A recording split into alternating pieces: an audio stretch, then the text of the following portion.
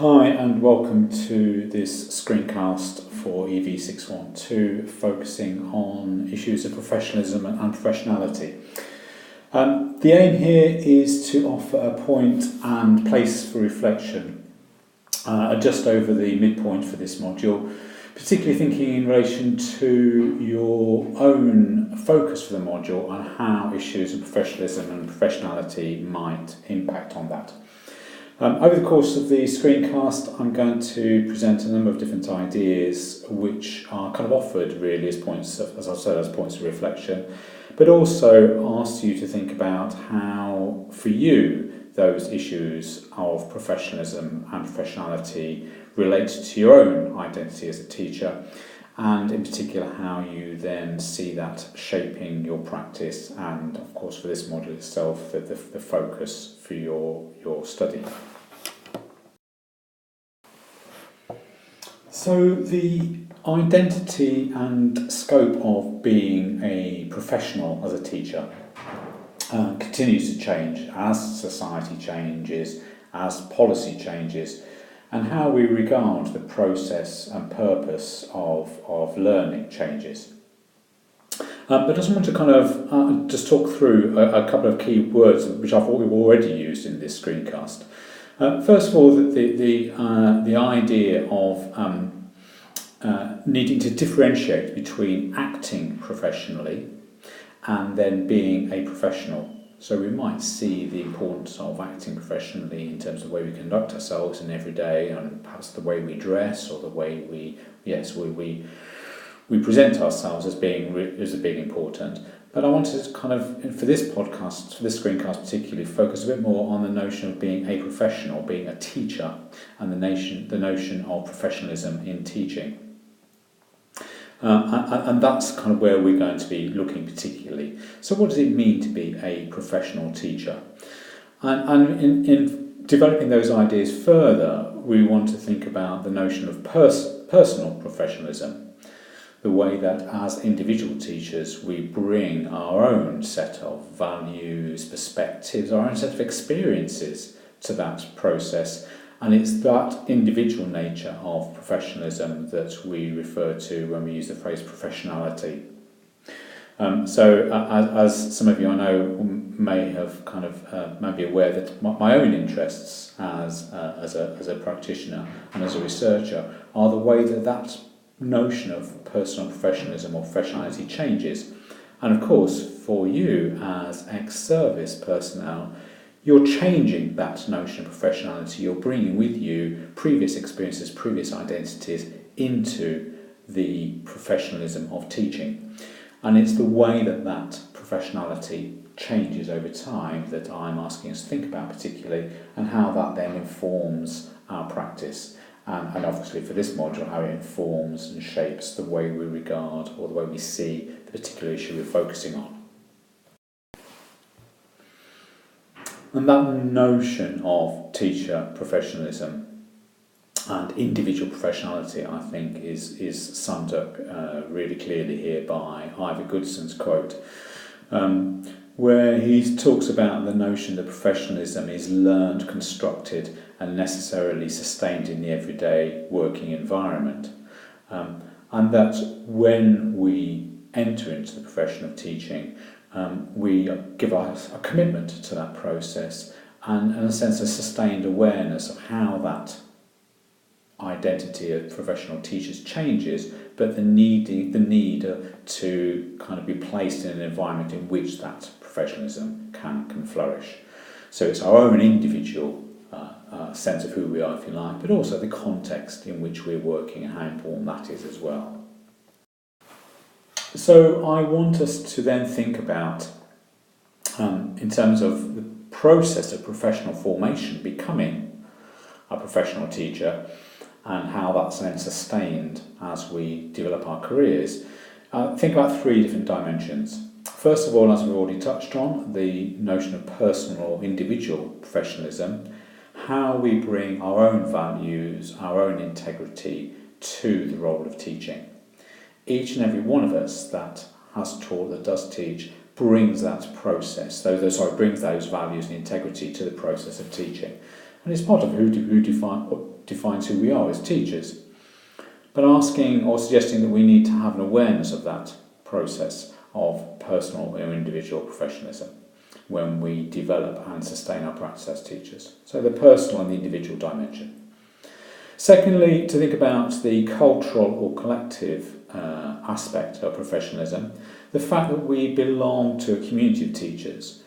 That community may be defined locally in terms of the school that we teach in, or it might be how we see ourselves as being part of a national group of teachers, a national professional teachers, and how those aspects of professionalism change nationally with changing policy and changing priorities. But also, of course, that we are part of a global network, a global community of teachers, and how being part of that teaching profession globally carries with it a sense of collective identity. Finally, and this probably is the area that I'm going to touch on least in this screencast, partly because it's kind of underpins so much of the teaching qualification period, but the notion of being qualified and being assessed against certain standards. Those standards in teaching, certainly in England and Wales currently, are subject to political, social scrutiny, and I'm sure in the course of your lives as teachers, those will change as they have done over the previous years. So that notion of being assessed and being qualified or regulated against standards certainly is what we'd expect to be part of who we are professionally. But that process changes, and what I'm suggesting as we go through the slides in this screencast is the relationship between the personal and the individual, the cultural, the collective, and the structural regulated changes over time, and indeed it changes or is mediated at an individual level. Each of us juggles those competing demands between the personal and the individual, the cultural collective, and the structural regulated. And in the relation to this particular module, I'm suggesting that it's a good point of reflection to think about how you see those issues in relation to the particular focus for this particular module. Okay, so a couple of slides coming up now where we look at a bit of history, if you like, about how the notion of professionalism has changed before looking specifically at how those issues relate to the teaching profession.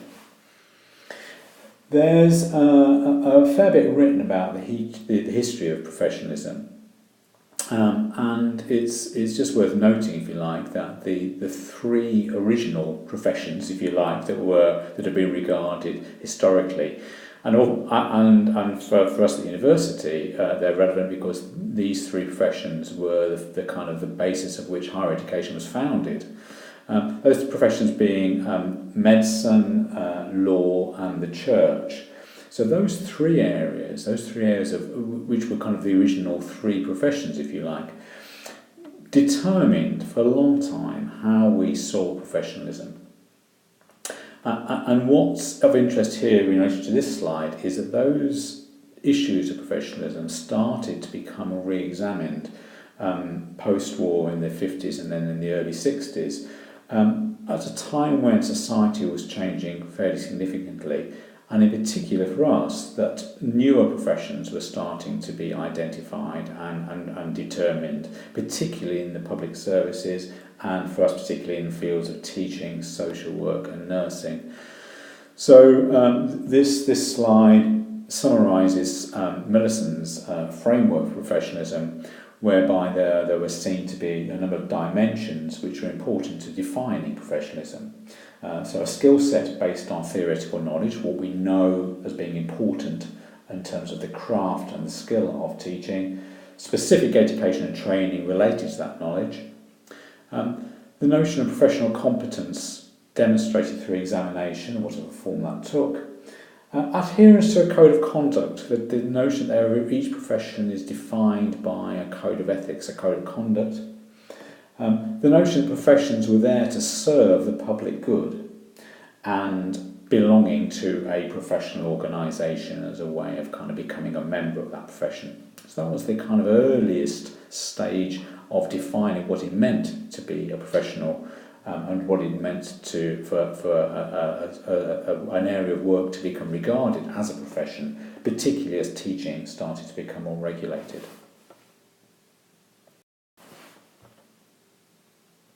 Then this was refined, these ideas were refined certainly during the 90s when professionalism began to become re-scrutinised.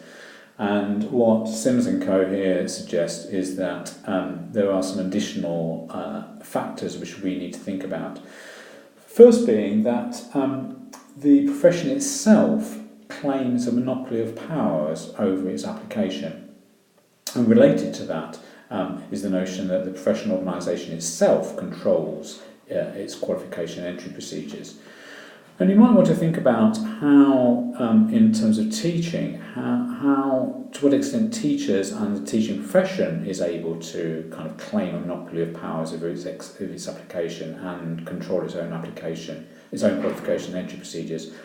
How teachers are able to do that compared to, for example, how doctors are able to, or even perhaps lawyers are able to.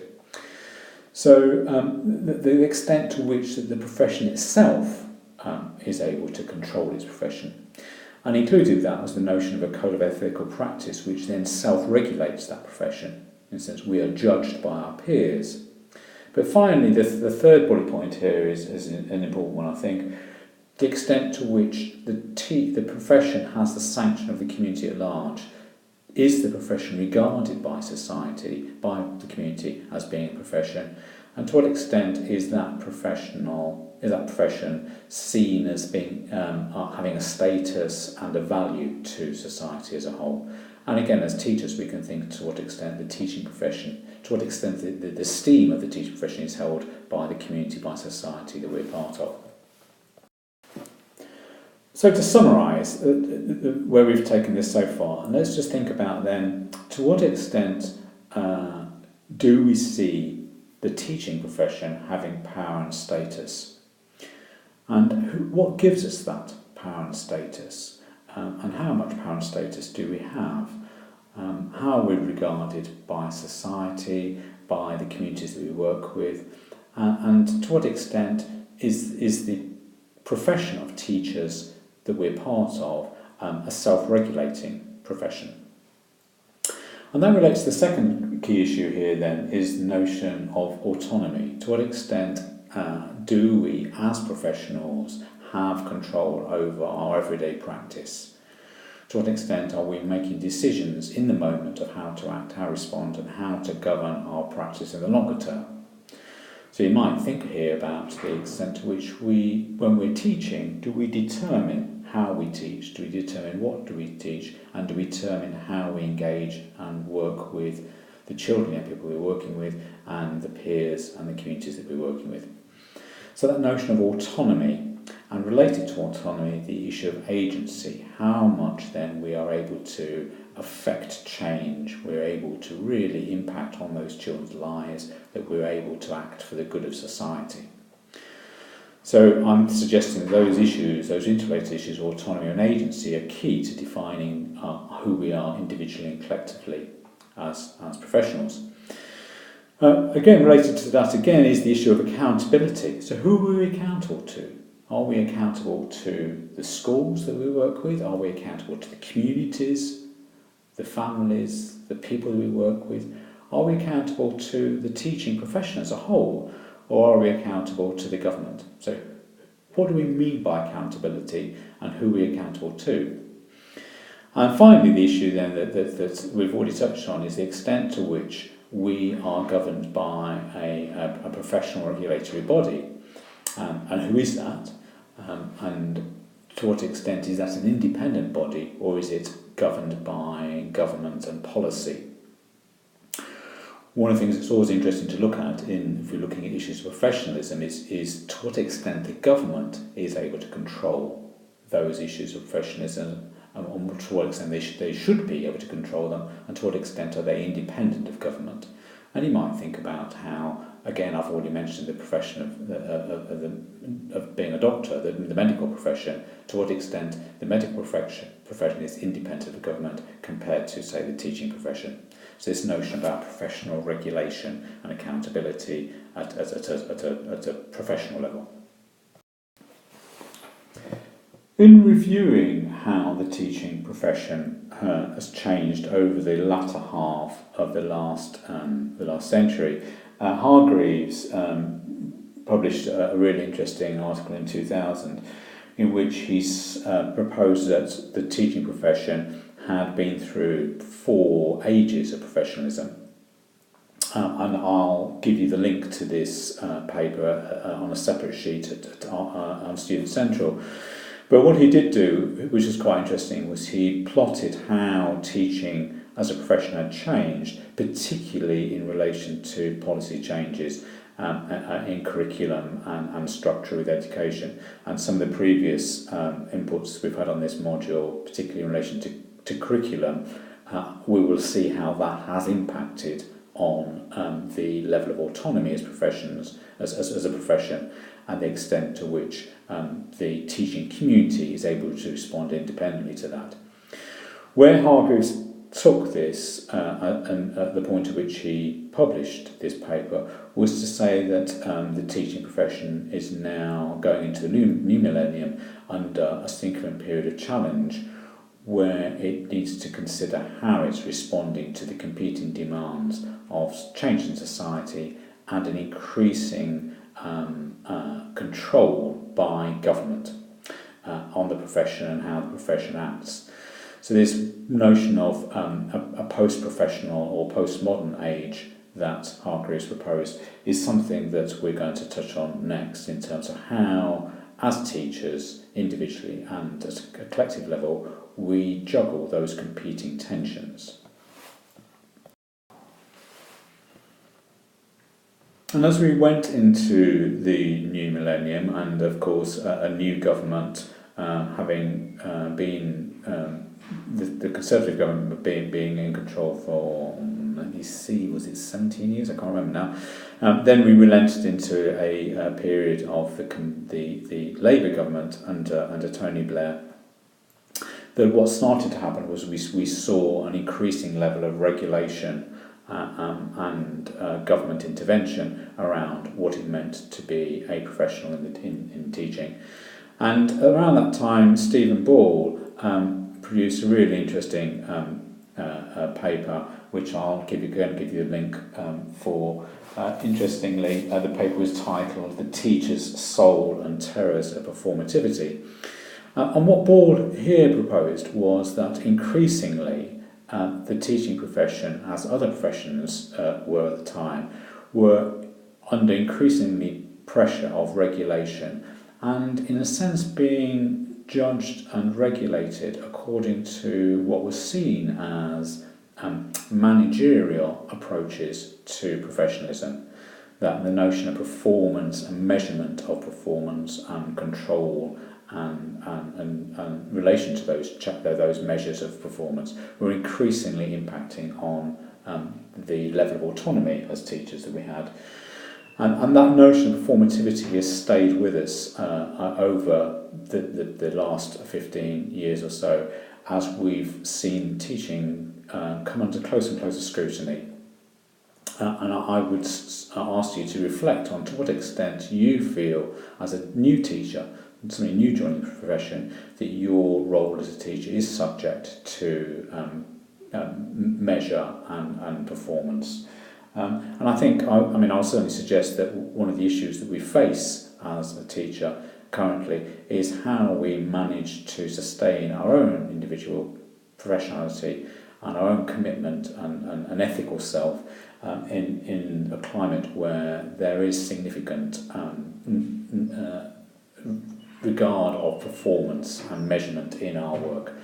And that, in a sense, is one of the major challenges that we have in our work, how we juggle individual professionalism and individual ethical regard alongside adherence to standards and so on. So I've already mentioned that we need to then think about not only how we see ourselves professionally in the local sense, national sense, but also in the global sense. And the OECD here, a couple of years ago now, published a really interesting paper where it looked at the notion of teacher professionalism globally, and looked across a whole range of countries where enough information had been published, and they identified, in a sense, 3 domains of teacher professionalism. The notion of a knowledge base, which we've already touched on, the extent to which teachers are able to exercise autonomy, and finally the extent to which teachers are engaged in teacher networks. They're part of a community of teaching. And what this document did was to suggest that if we look globally across a whole range of countries internationally, we see the nature of teaching being determined in terms of how those 3 elements are situated. In other words, if we were to move from England and Wales to perhaps Finland or perhaps China or wherever we went in the world, we might see the relationship between the knowledge base of teaching, the level of autonomy of teaching, and the extent to which peer networks inform teaching, that we might see those change. And what I'd suggest is that as we develop as teachers, how we see those 3 elements, the knowledge that we have as teachers, the extent to which we are able to exercise autonomy, and the extent to which we identify and participate in a network of teachers, a peer network of teachers, those 3 things are the things that, in a sense, sustain us, and the things that define us and define our teaching communities. So, as a summary, I'm going to suggest, and this is perhaps a false dichotomy, but I'm going to position the notion of professionalism through 2 particular lenses in order for you to then think about to what extent you feel your professionalism is identified with either one or both of these perspectives. So we've mentioned the work of Stephen Ball and the way that increasingly professionalism is defined through the notion of professional standards, that our work as teachers is controlled through curriculum statements, through schemes of work, through measurement, and so on, and that ultimately our value as professional is judged on the performance and the outcome of our work in terms of perhaps student learning and student success. So if you like, the notion of professionalism is determined through a managerial process, and that our perception of ourselves as teachers is determined by to what extent we see our value in relation to those. So if you like, an extreme version of that is that we score ourselves according to how well we are performing as a teacher. Now, I would like to suggest, again, perhaps falsely, if you like, that there's an alternative view of professionalism, and it's clearly, for me, it's one that's based on the notion of individual value, individual autonomy, individual responsiveness, and a self-commitment and an integrity to the process of teaching. I've used the word praxis here. Praxis for me is a really important concept. It defines to what extent that as teachers we are engaged in self-reflection and a reflective practice governed by a commitment to social justice. So if you like, we have a professionalism which is determined according to our commitment to social justice and to children's learning and well-being. Now, hopefully you've picked up, I'm not seriously suggesting there's a dichotomy between these 2 extremes, if you like, but I do think it's important that we think about how we position ourselves in relation to those 2 extremes, if you like, to what extent we feel we are governed through a managerial version of professionalism, and to what extent we can maintain an individual version of professionalism. And I think that's how we do that as teachers is part of what defines us. So really, to give you a closing quote, and actually this quote's more to do with the nature of higher education and, if you like, teacher education. But I do think it's quite a nice one, which is, given that it was published in 1994, so some years ago now, that I like the very final sentence of this. If we see higher education as a form of becoming in which students become themselves, an altogether different notion of becoming is required. And I would suggest that the notion of teacher formation that hopefully we're supporting you through is a process of becoming your own version of teacher professionalism, the one that's situated within a professional framework, but that each and every one of you has an individual professionality in which you're able to exercise your own autonomy within a professional community.